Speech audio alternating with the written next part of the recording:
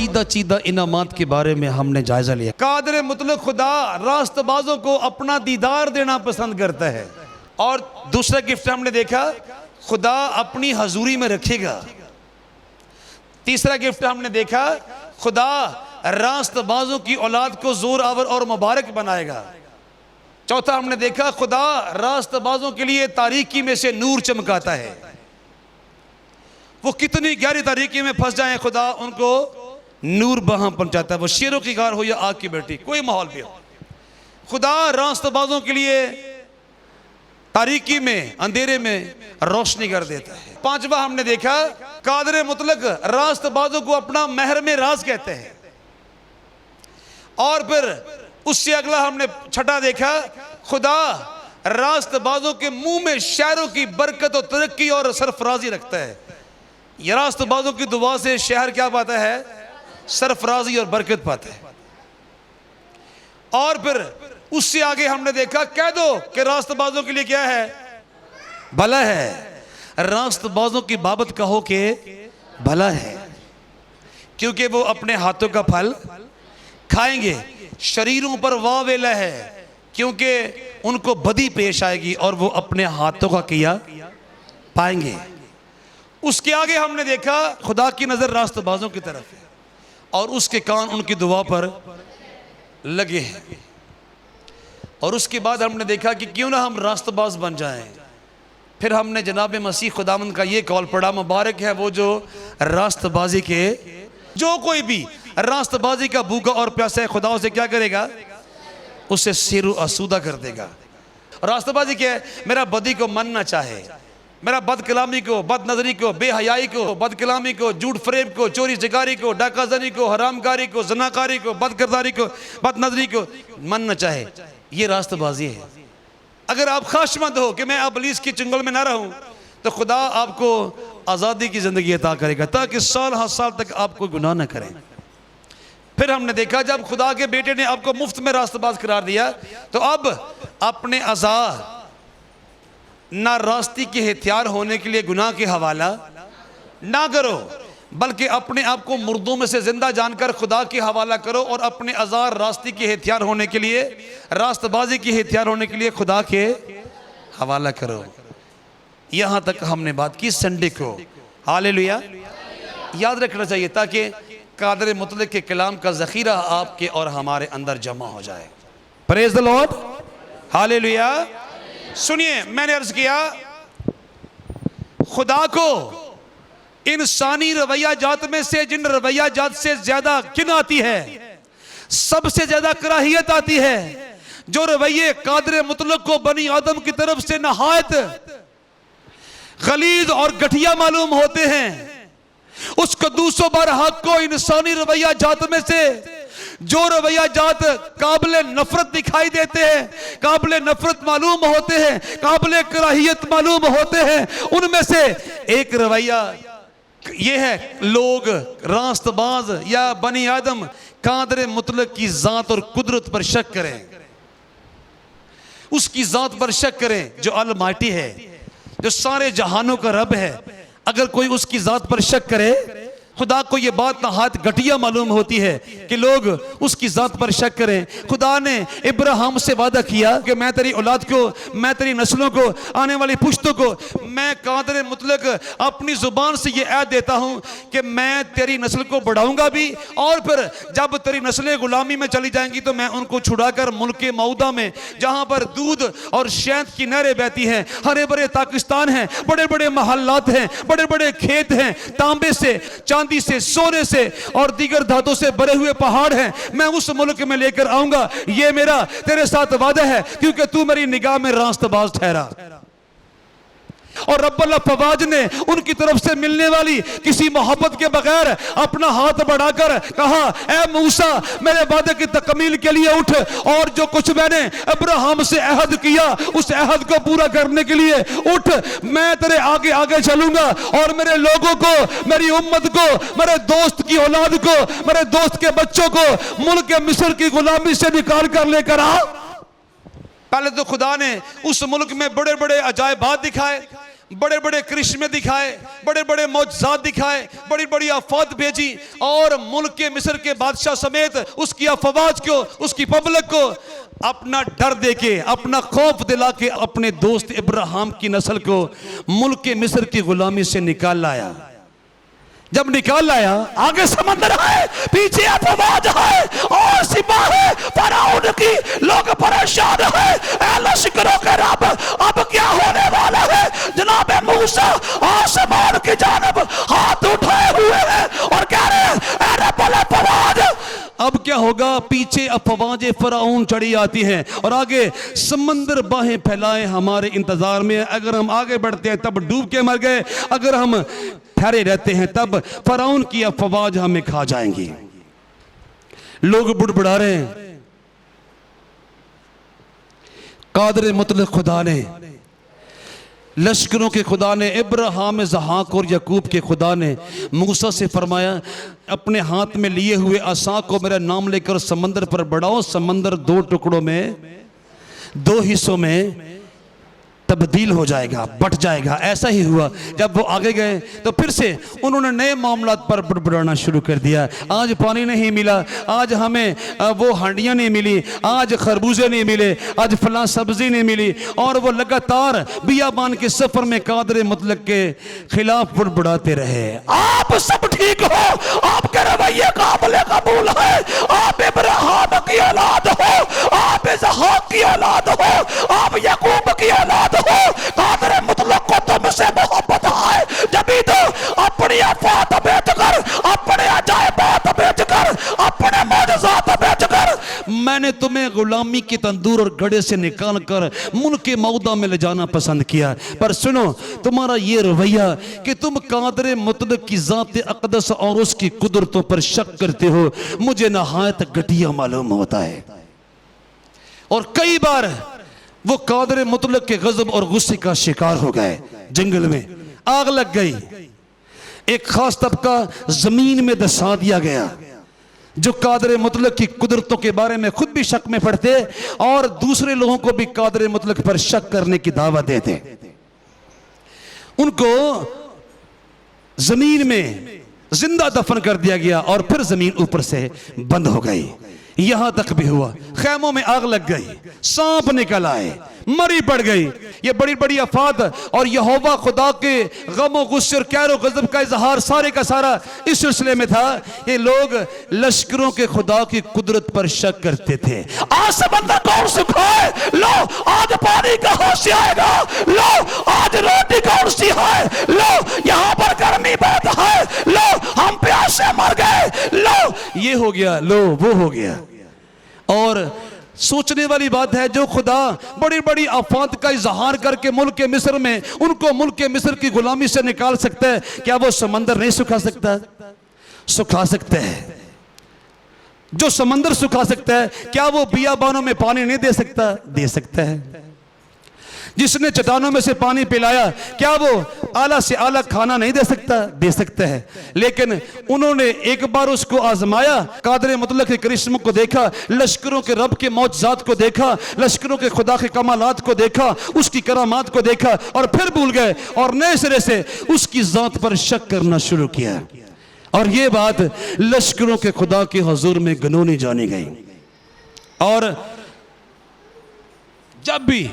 जब भी उन्हें मार पड़ी जंगल में बियाबान के सफर के दौरान, इस बात से पड़ी कि उन्होंने अपने खालिक के हुजूर में शक किया, अपने अब्बाओं अजदाद के खुदा के खिलाफ शक किया। और इससे पहले भी हम आपको बताएं, ये शक करने का गुनाह सिर्फ बनी इसराइल के हाँ ही से नहीं शुरू हुआ ना, कायनात के अंदर होने वाले सबसे पहले गुनाह की बुनियाद भी क्या था? शक था। जब इब्लीस बाग में आया ना, तो उसने हवा से पहला सवाल यह किया कि क्या हो रहा है, क्या खाते हो, क्या पीते हो? उसने बताया कि हम तमाम बाग का फल खा सकते हैं, लेकिन बाग के अंदर बदी और नेकी के दरख्त का फल खाना हमारे लिए ममनू है। तो उसने शक का दाना उसके दिल में फेंका। सबसे पहला काम उसने कादर मुतलक की ज़ात अक़दस के बारे में, उसके सुनहरे खूबसूरत और मीठे ख्यालात के बारे में जो वो आदम और हवा के लिए रखता था, उसके बारे में शक का बीज बोया। कहा यही तो फल है जो तुम्हें मना कर दिया गया, इसी में जिंदगी है, इसी में रोशनी है, इसी में हयात है। खुदा ने जब भी तो मना किया है, ये उसका अपना फल है, खाओ ताकि तुम्हारी आंखें खुल जाए, तुम्हें हकीकत से आशनाई मिल जाए, तुम हकीकत से रोशनास हो जाओ। ये खुदा ने किसी मंसूबे के तहत तो मना किया, यही तो फल खाने का है। और उन्होंने कादर मुतलक की मोहब्बत के बारे में शक किया। जब इब्लीस ने हवा के मन में कादर मुतलक के बारे में शक का बीज बोया, तो वो शक में गुम होकर सोचने लगी, कितना अच्छा होगा कि मैं इस फल को तोड़ूं और खाऊं और हम महकूम से हाकम बन जाएं। और उसने अपने खामंद को भी उस शक के अंदर मुब्तला किया, और दोनों ने लश्करों के खुदा की मुखलसी और उसकी मोहब्बत, उसके प्यार, उसके खलूस के बारे में शक करके कादर मुतलक की ज़ात अक़दस के खिलाफ गुनाह किया, इब्लीस को खुश किया, अपने खालिक को नाराज़ किया। और रिजल्ट ये निकला, ए तो टुर जा रखिया बाग दिया तेनू बाग से जोड़ा। ए आदम, ए हवा, तुमने मेरी मुखलसी के बारे में, मेरी मोहब्बत के बारे में, मेरे खलूस के बारे में, मेरी दरिया दिली के बारे में, मेरे अच्छे ख्यालात के बारे में शक किया। चुनाचे अब तुम मेरी कुर्बत के, मेरी नजदीकी के दायरे में रहने के लायक हजारों लोग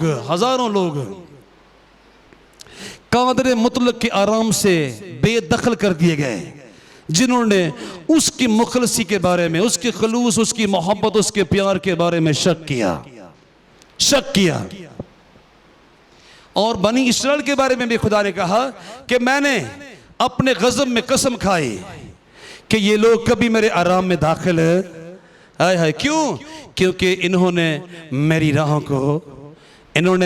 को कादर मुतलक फरमाता है, ऐ बनी इस्राएल, मैंने तुम्हारे लिए बड़े बड़े काम किए, मैंने बनी इस्राएल को छुड़ाने के लिए मिस्र को आफात का अड्डा बना दिया, माजज़ात का अड्डा बना दिया, और अपने हुजूर से बड़े बड़े अजायबात दिखाकर तुम्हें गुलामी के घर से निकाला।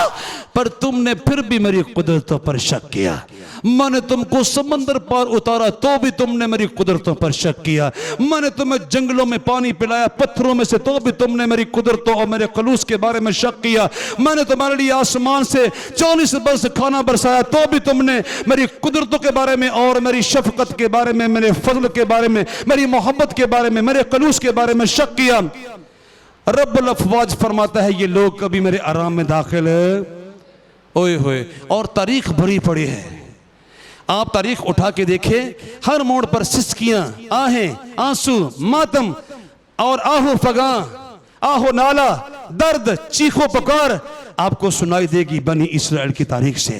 क्योंकि उन्होंने कादर मुतलक की ज़ात अक़दस कुदरत कामला की कुदरतों पर और उसकी शफकत पर, उसके फजल पर, उसके खलूस पर, उसकी मोहब्बत पर शक किया।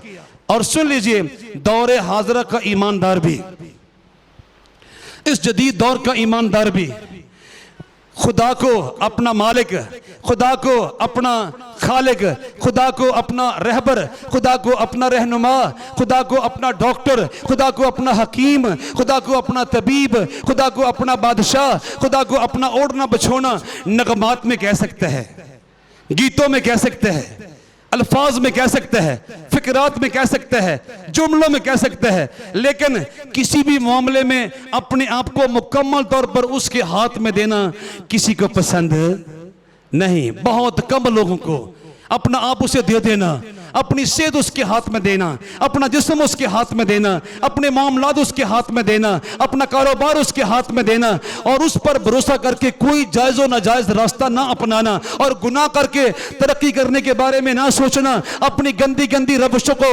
अपने आप से दूर करना, इब्लीस के गंदे मशवरों को टाल देना, शैतान की गंदी मशवरत को अपने अंदर जगह ना देना, ये हर ईमानदार के बस की बात नहीं। क्योंकि इब्लीस हमारे मन में शक पैदा करता है, खुदा शायद ये करे कि ना करे, तू अपने तौर पर कुछ कर और अपने खुदा का इंतजार न करता रहे, अपने खुदा की उम्मीद लगाए ना बैठा रहे, ना उठ और आप कुछ कर, मैं तेरी रहनुमाई करूंगा। और वो गंदे गंदे प्लान, गंदे गंदे मंसूबे, गंदे गंदे प्लान हमें देता है ताकि हम कादिर मुतलक के हजूर से रूह गर्दानी और रूह पोशी करके अपने लिए रूह स्याही और तबाही का सामान पैदा कर लें। और अगर मजमूई तौर पर देखा जाए, दुनिया में होने वाले गुनाहों का बहुत बड़ा हिस्सा कादिर मुतलक की शफकत और उसके फजल और उसकी मोहब्बत और उसकी मुखलसी पर शक की बिना पर वजूद में आता है। यानी दुनिया में जितने गुनाह हो रहे हैं, लोग लूट खसूट कर रहे हैं, उन्हें यकीन नहीं कि खुदा जिसने उन्हें तख्लीक किया है वो उनकी ज़रूरतों के मुताबिक उन्हें आलम बाला पर से इश्या फराम करेगा। जो लोग कत्लो गारत करके अपने आप को ऊंचा या बुलंद करने की कोशिश में हैं, वो उस कद्दूस पर निगाह नहीं लगा सकते। उन्हें शक है पता नहीं खुदा उनके लिए कुछ करे कि ना करे। वो दूसरों को जायज़ और नाजायज़ तरीके से मसल कर कुचल कर आगे जाना चाहते हैं। ऐसे ही सारे गुनाह इसी सिलसिले में हैं। लोग अपने खुदा पर भरोसा रखना पसंद नहीं करते। जादू टूने के साथ, गंदी रवशों के साथ, गंदे मामलात के साथ, गंदे इकदामात के साथ, गंदे रवैयाजात के साथ, गंदी तरजीहात के साथ, गंदे मामलात के साथ, गंदे मनसूबाजात के साथ अपने आप को आगे से आगे लाने की कोशिश करते हैं ताकि कादिर मुतलक को अपने खिलाफ गुस्सा दिलाएं। और हजारों लोग, लाखों लोग, करोड़ों लोग महज शक की बिना पर अपने खुदा से रूपोशी, रूह गर्दानी इख्तियार करके आग और गंदक की भट्टी का शिकार हो रहे हैं। क्योंकि जब मैं उसके खलूस पर शक करूंगा, जब मैं उसकी मोहब्बत पर शक करूंगा, जब मैं उसकी कुदरत पर शक करूंगा, फिर ही मैं नाजायज रास्ते इख्तियार करके अपने लिए वसाइल और जराए हासिल करने की कोशिश में जुट जाऊंगा। और यही इब्लीस की मर्जी है। मैं सोच लूं कादिर मुतलक मेरे लिए, रब्बुल फवाद मेरे लिए, मेरा तख्लीकार मेरे लिए, नजात हिंदा मेरे लिए, कुछ भी नहीं करने वाला। मुझे खुद अपने लिए कुछ करना है। और इब्लीस इस बात में इंसानों की रहनुमाई करने को तैयार है और आखिरकार वो आग और गंदक की झील में ले जाता है और बनी आदम बखुशी उसकी पैरवी करके हमेशा की हलाकत के मुंह में जा रहे हैं। सुन लीजिए, आज हमें बाइबल मुकद्दस की रोशनी में यह सीखना है, मुझे अपने खुदा की मखलसी पर शक। जब खुदा कहे ना कूद जा, मैंने कूदता, क्योंकि इसलिए मुझे शक है पता नहीं खुदा मुझे इस समंदर में डूबने से बचाए या ना बचाए। जब भी तो वो समंदर के किनारे खड़े होके बुड़बुड़ा रहे हैं, रो पीट रहे हैं। उन्हें शक है पता नहीं अब खुदा अपना हाथ बढ़ा के समंदर को हमारे रास्ते से हटाए या ना हटाए। वो शकूक व शुबहात की अंधी दुनिया में धक्के खाते फिर रहे हैं और शकूक व शुबहात के तूफान उनके चौगिर्द हैं, अपनी लपेट में उनको लिए हुए। और वो हरगिज ये नहीं सोच रहे जो खुदा मिस्र में बड़े बड़े काम करके उनको निकाल लाया, आगे भी उनको खैरियत से लेकर जाएगा।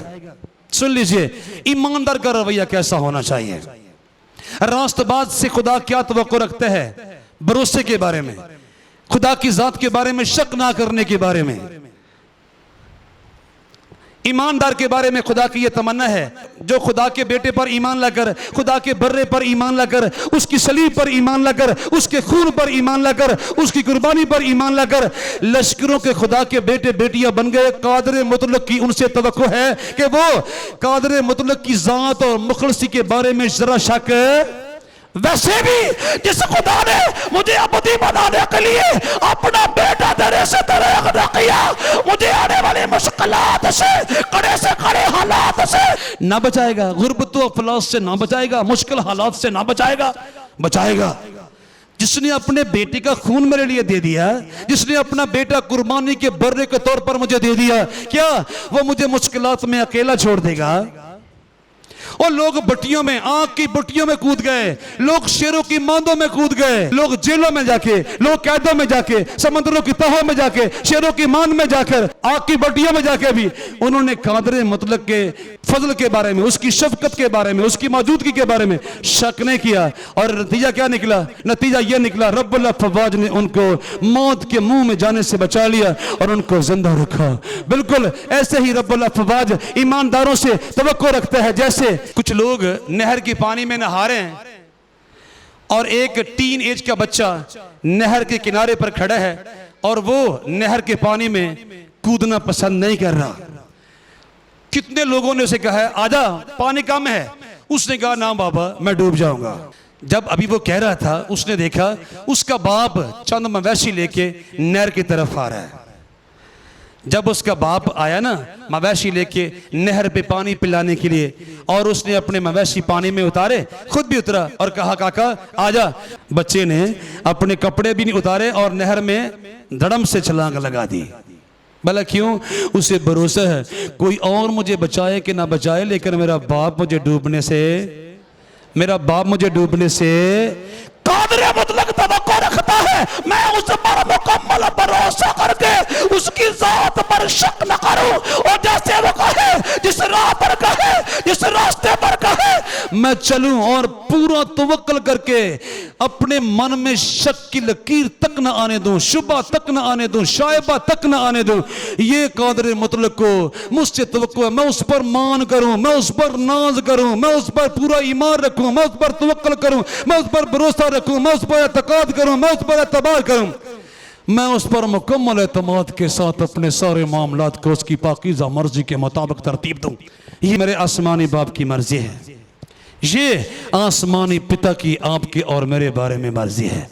और वो चाहता है मैं और आप बेलग़ज़िश, बेलर्ज़िश, बेसोचे समझे उस पर भरोसा करें और जरा सा भी उस पर शक करना, जरा सा भी उस पर शक करना मुनासिब ना जाने ना, और जरा सा भी उसकी जात पर, उसकी शफकत पर, उसके फजल पर और उसकी कुदरत पर, उसकी अजमत और हशमत पर शक न करें। क्योंकि कादर मुतलक खुदा हरगज अपने शक करने वालों को पसंद नहीं करता। ना जनाब मसीह खुदावंद का मुबारक कौल सुन लें।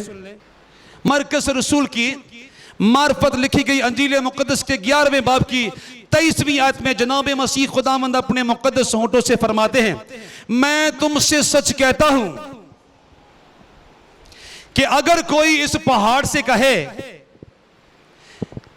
कि तू उखड़ जा और समंदर में जा पड़, और अपने दिल में शक न करे बल्कि यकीन करे कि जो कहते हैं वो हो जाएगा, उसके लिए वही हो जाएगा। उसके लिए क्या होगा? वही होगा। उसके लिए वही होगा जिसके बारे में वो सोच रहा है, क्योंकि उसने अपने खुदा की कुदरत पर, शफकत पर, उसके फजल पर शक नहीं किया। ना आप जो कुछ कह रहे हो, आप जो कुछ दुआ में मांग रहे हो, आप जो कुछ दामन फैला के मांग रहे हो, जो कुछ आपकी इल्तिजा है, जो कुछ आपकी तमन्ना है, जो कुछ आपकी आरज़ू है, इस एतबार, इस एतमाद, इस मोहब्बत, इस खलूस के साथ, इस मुखलसी के साथ मांगो कि आपके मन में शक का हल्का सा झोंका भी ना गुजरे, आपके मन में शक की हल्की सी लग़ज़श भी ना आए। ना एतमाद करो, पूरा एतबार करो, पूरा मान करो, पूरा नाज करो, पूरा फख्र करो उस ज़ात अक़दस पर जिसने अपने बेटे की वसीला से तुम्हें अपने बेटे बेटियां कबूल करने को आमादगी का इज़हार किया है। कहिए हालेलुया, कहिए हालेलुया। और जनाब मसीह फरमाते हैं, मैं तुमसे सच कहता हूं कि अगर कोई इस पहाड़ से कहे तू उखड़ जा और समंदर में जा पड़, और अपने दिल में शक न करे बल्कि यकीन करे कि जो कहता है उसके लिए हो जाएगा, जो कुछ कहता है हो जाएगा, तो उसके लिए वही होगा। होगा क्यों ना होगा? और अगर आप शक करते हैं, अगर मैं शक करता हूं, पता नहीं वो अपना हाथ बढ़ाकर मुझे बचाता है कि नहीं, मेरी दुआ सुनता है कि नहीं सुनता, वो बचाता है कि नहीं बचाता, बीमारी से उठाता है कि नहीं उठाता, ये आरज़ू पूरी करता है कि नहीं करता, अपने जलाल के लायक मुझे बनाता है कि नहीं बनाता, मेरी राहों में वो मुझे गाइड करता है कि नहीं करता, मुझे हर मोड़ पर संभालता है कि नहीं संभालता। अगर मैं शक करूं वो संभालेगा या नहीं संभालेगा, वो रहनुमाई देगा या नहीं देगा, वो अपना हाथ बढ़ाएगा या नहीं बढ़ाएगा, वो तरक्की देगा या नहीं देगा, वो मुझे बीमारी से बचाएगा या नहीं बचाएगा। तो फिर सुन लीजिए, जो उसकी जात के बारे में शक करते हैं वो अपनी मंजिलों को हासिल करने में कभी कामयाब नहीं होते ना। और ये मिसालें हमें मिलती हैं, हमें ये मिसालें मिलती हैं। अंजील मुक़द्दस का एक बड़ा मारूफ और मशहूर वाक़या है। खुदावंद यीशु मसीह एक रात अपने शागिर्दों को कश्ती में सवार करके अगले साहल की तरफ रवाना कर चुके, और रात की तारीकी में आप खुद पानी की लहरों के ऊपर चल के उनकी कश्ती की तरफ आते हुए शागिर्दों को दिखाई दिए हैं। अब शागिर्द देखकर घबरा गए, डर गए, शायद कोई भूत है, शायद कोई आसेब है। जब चिल्लाए, जब घबराए, जब रोना शुरू हुए, तो आपने फरमाया ठहरो, मत घबराओ, मैं हूं। शागिर्दों की सांसों में सांस आई, और शागिर्दों में से एक चहेते शागिर्द ने यीशु मसीह के साथ पानी पर चलने की दरखास्त की। क्या तमन्ना की उसने? ऐ खुदावंद यीशु मसीह, मुझे भी तौफीक दे के मैं पानी पर चलकर तेरे पास आऊं। यीशु मसीह ने कहा आ, और लिखा उसने कहा आ। पतरस कश्ती से उतरकर यीशु के पास जाने के लिए पानी पर चलने लगा, मगर जब हवा देखी तो डर गया, और जब डूबने लगा तो चिल्लाकर कहा खुदावंद मुझे, ऐ खुदावंद मुझे बचा। यीशु ने फौरन हाथ बढ़ाकर उसे पकड़ लिया और उससे कहा, ऐ कम एतकाद, तूने क्यों शक किया। मत्ती रसूल की मार्फत यीशु मसीह की अंजील के 14वें बाब की 29वीं और 30वीं आयत मैंने आपके सामने तलावत की है। रसूल कह रहा है, मसीह खुदावंद जिस तरह आप पानी पर चल रहे हो, मुझे भी तौफीक दो कि मैं आपके साथ पानी पर चलने की जसारत करूं। आपने कहा जब रसूल पानी पर उतरा है, आपको देखने की बजाय हवा को देखना शुरू हो गया। उसकी निगाह यीशु पर से हट गई, आंधी पर लग गई, लहरों पर लग गई, मौजों पर लग गई, तूफान पर लग गई, हवाओं पर लग गई। और जब हवा देखी तो डर गया, और जब डूबने लगा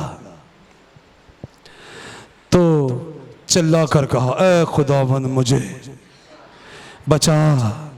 देखिए भाई, यीशु मसीह हर रोज चाहता है हम हालात के पानी के ऊपर से चलकर उसके पास जाए, हम तलखियों के पानी के ऊपर से चलकर उसके पास जाएं, हम बीमारियों के पानी के ऊपर से चलकर उसके पास जाएं, हम मजबूरियों के पानियों के ऊपर से गुजरकर उसके पास जाएं। हम कुछ भी हो जाए, हम तूफानों में से गुजरकर, लहरों पर से गुजरकर, मौजों पर से गुजरकर, तूफानों में से गुजरकर उसके पास जाएं। ये उसकी तमन्ना है। मेरे साथ चलता रहे, हालात कैसे भी हैं मेरे साथ चलता रहे, हवाएं कैसी भी हैं मेरे साथ चलता रहे, माहौल कैसा भी है मेरे साथ चलता रहे, औलाद कैसी भी है मेरे साथ चलता रहे, बच्चे कैसे भी हैं मेरे साथ चलता रहे, बीवी कैसी भी है मेरे साथ चलता रहे, दुनिया कैसी भी है मेरे साथ चलता रहे, फिनांस कैसा भी है मेरे साथ चलता रहे, तबीयत कैसी भी है मेरे साथ चलता रहे, सेहत कैसी भी है मेरे साथ चलता रहे, कुछ भी है तू मेरे साथ वक्त के पानी की लहरों के ऊपर चलता रहे। हालेलुया।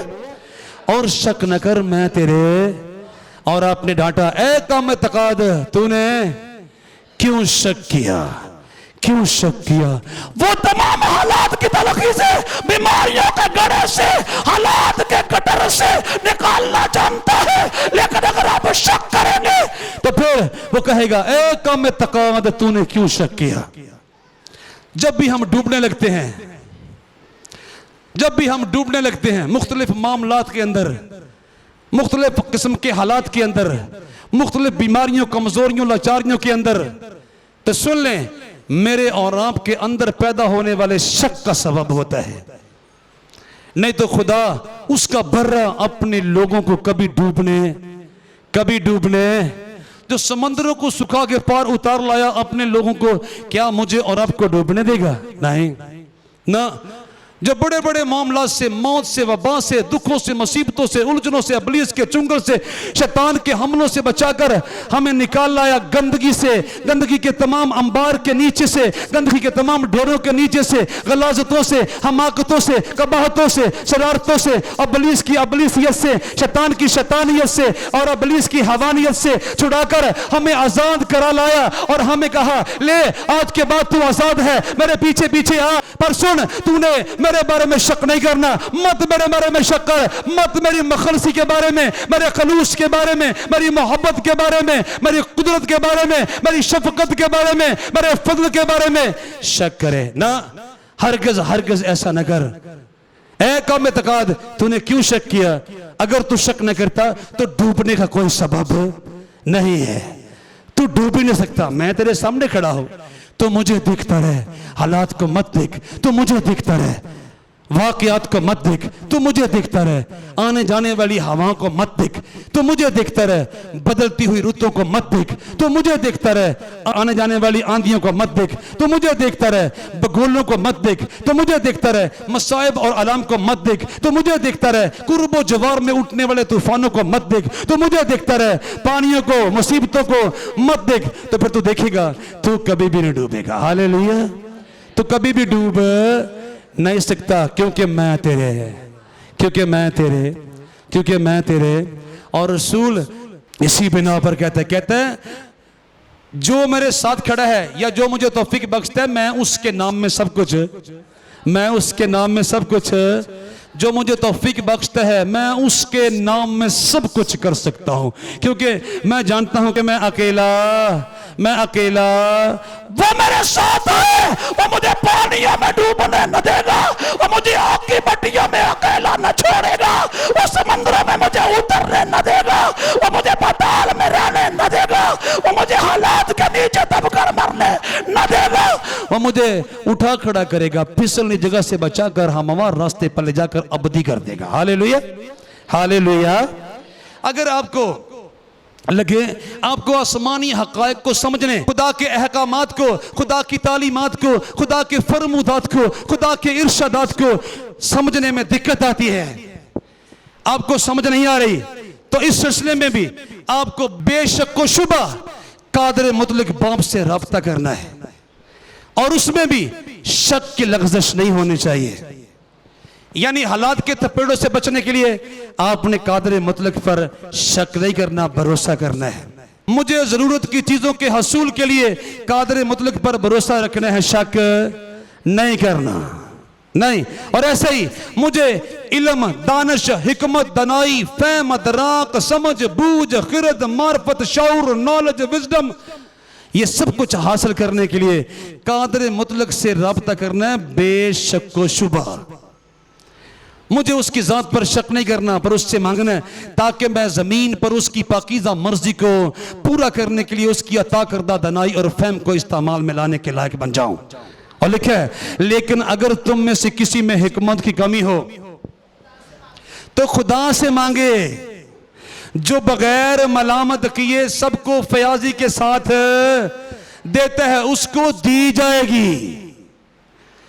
उसको क्या होगा? उसको दी जाएगी, मगर ईमान से मांगे और शक न करे, क्योंकि शक करने वाला समंदर की लहर की मानंद है जो हवा से बहती और उछलती है। ऐसा आदमी ये ना समझे कि मुझे खुदावंद से कुछ मिलेगा।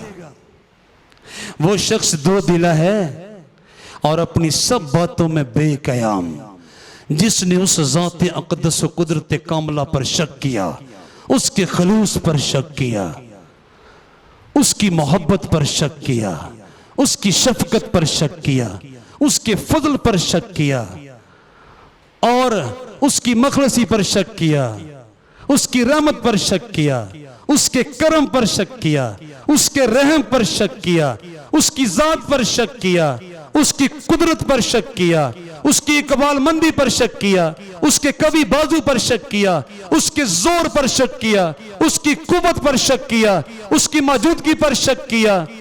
सुन लीजिए, वो बंदा अपनी बातों में बेकयाम और नामुराद ठहरेगा। ऐसा शख्स न सोचे कि उसे खुदावंद से कुछ मिलेगा, क्योंकि वो शख्स दो दिला है और अपनी सब बातों में बेकयाम, उसको इस्तकाम हासिल नहीं हो सकता, क्योंकि वो अपने कदूस व बरहक तख्लीकार आसमानी बाप की ज़ात पर तवक्कल करना नहीं जानता और उस पर शक करता है जिस पर शक करने वाले मुजरम ठहरते हैं। वो अपनी ज़ात पर, अपनी कुदरत पर, अपनी मोहब्बत, अपने खलूस पर किसी को शक करने की इजाज़त नहीं देता। दोस्तों, भाइयों और बहनों, दीगर जिस्मानी चीज़ों की हसूल के लिए भी, यानी आप कुछ करना जा रहे हो, शक न करो, उस पर तवक्कल करो और रास्तबाजी के लेन के अंदर रहकर, रास्तबाजी की राह के अंदर रहकर उस पर भरोसा करके करने निकलो, हो जाएगा जो कुछ तुम कहोगे। और फिर हालात के तूफान आपको कितना भी डराएं, कुर्बो जवार में रूनमा होने वाले वाकयात आपको कितना भी डराएं, आपकी जात से मुंसलिक तमाम पहलू कितने भी आपको डराएं, आपका मुस्तकबिल कितना भी आपको डरावना मालूम हो, पैसे देने के एतबार से आप कितने भी अपने आप को डरावने हालात में मुब्तला महसूस करें, उस पर शक न करें बल्कि भरोसा करें। वो आपको तमाम अशिया जो आपकी जरूरत की है आलम बाला से प्रोवाइड फरमाएगा। हालेलुया, हालेलुया, वो फराहम करेगा। और बड़ी सफाई से जनाब मसीह अपने मुकद्दस और पाकीज़ा होंठों से फरमाते हैं, और तुम इसकी तलाश में ना रहो कि क्या खाएंगे या क्या पिएंगे, और ना शक्की बनो, और क्या ना बनो, और ना शक्की बनो, क्योंकि इन सब चीजों की तलाश में दुनिया की कौमें रहती हैं और तुम्हारा बाप जानता है कि तुम इन चीजों के मोहताज हो। ये हमने खुदा के कलाम में से लूका तबीब की मार्फत यीशु मसीह की अंजील के 12वें बाब की 29वीं और 30वीं आयत पढ़ी। हालेलुया, कहिए हालेलुया, कहिए हालेलुया। और हरगिज़ इन तमाम चीजों की तलाश में परेशान मत फिरो कि हम क्या खाएंगे, क्या पिएंगे, और ना शक्की बनो, तो क्योंकि ये चीजें तमाम की तमाम तुम्हारे तलाश करने वाली नहीं है। ये चीजें तुम्हें परेशान न करें, ये चीजें तुम्हें परेशान न करें, ये चीजें तुम्हें हैरासान न करें, ये चीजें तुम्हें लर्जान न करें ना। इन तमाम चीजों के हसूल में गैर अक़वाम की फिक्रमंदी देखी जाती है।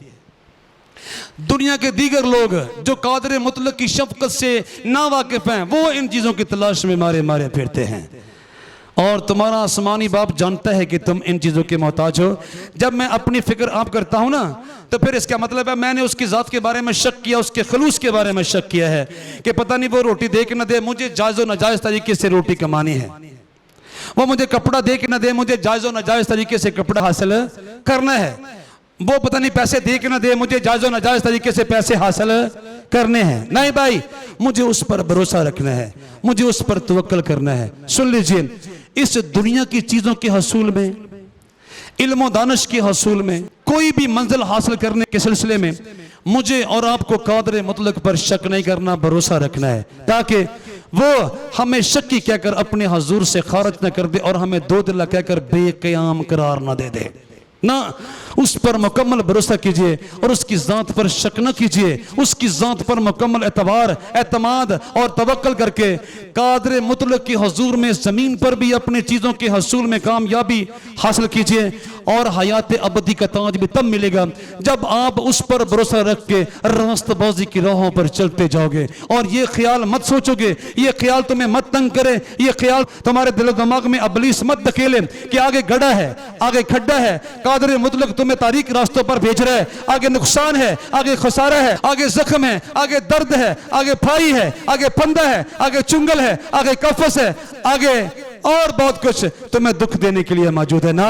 जो इशारा उसने दे दिया उस पर तवक्कल करके बढ़ते जाओ रास्तबाजी की राह पर। शैतान डराता रहे, डराए, वो धमकाता रहे, धमकाए, आगे कुछ भी करता रहे, कांटे पलट करे, अनोखे अनोखे दर्द दे, अनोखे अनोखे जख्म लगाए।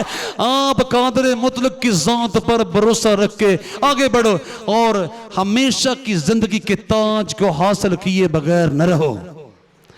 और ये जब भी मुमकिन है जब आप इस दुनिया की चीजों के हसूल में और फिर हयात अबदी के ताज के हसूल में कादर मुतलक पर शक न करो, जिसने अपने बेटे का पाकीज़ा और मुक़द्दस खून देकर तुम्हें अपने फर्जंद बनने का हक दिया। क्या वो किसी मोड़ पर छोड़ देगा, किसी दरिया में छोड़ देगा, किसी समंदर में छोड़ देगा, किसी बियाबान में छोड़ देगा, पानी की लहरों के ऊपर छोड़ देगा, तूफानों में छोड़ देगा, आंधियों में छोड़ देगा, हवाओं में छोड़ देगा, हालात में छोड़ देगा, तलखियों में छोड़ देगा, मुश्किलों में छोड़ देगा, उलझनों में छोड़ देगा, बीमारियों में छोड़ देगा, हालात में छोड़ देगा, फिनांस की गुर्बत में छोड़ देगा, गुर्बत व अफलास में छोड़ देगा? हरगिज़ नहीं।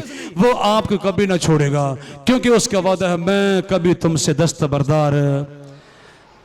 ऐ रास्तबाजो ईमानदारो खुदा तरसो, उसकी जात पर भरोसा रखो और जरा सा भी उसकी जात के बारे में हवा की मानंद, बनी इसराइल की मानंद, जनाब पतरस रसूल की मानंद शक न आने दो अपने दिल में ना, बल्कि मुकम्मल एतबार करो उस जात अक़दस पर जिसने अपने बेटे के खून से आपको धोकर पाक साफ करके आसमानी बनने का एजाज़ और इस्तिकाक बख्शा है। और बढ़ते जाओ, ये दुनिया की चीज़ें वो खुद आलम बाला पर से अता करेगा, ताकि तुम्हें जायज़ और नाजायज़ तरीके से इन चीज़ों के हसूल के लिए अपने हाथ पाँव ना हिलाने पड़े ना। जायज़ रास्ता लो, सच्चाई और रास्ताबाजी की राह पर चलो और खुदा पर भरोसा करो। जो कुछ आप हासिल करना चाहते हो वो देगा, ज़मीन पर भी आसमान पर भी हयात अबदी का ताज देकर आपको अबदी बेटों बेटियों में शामिल करके नए यरूशलेम में, अपने फिरदौस में, अपनी बहिश्त में, अबदी बादशाही में, आसमानी बादशाही में, खुदा की बादशाही में आपको वो दाखिल करने को तैयार और आमादा होगा। खुदावंद आप सबको इस कलाम के वसीला से बरकत दे, आमीन। जलाल हो, जलाल हो, जलाल हो।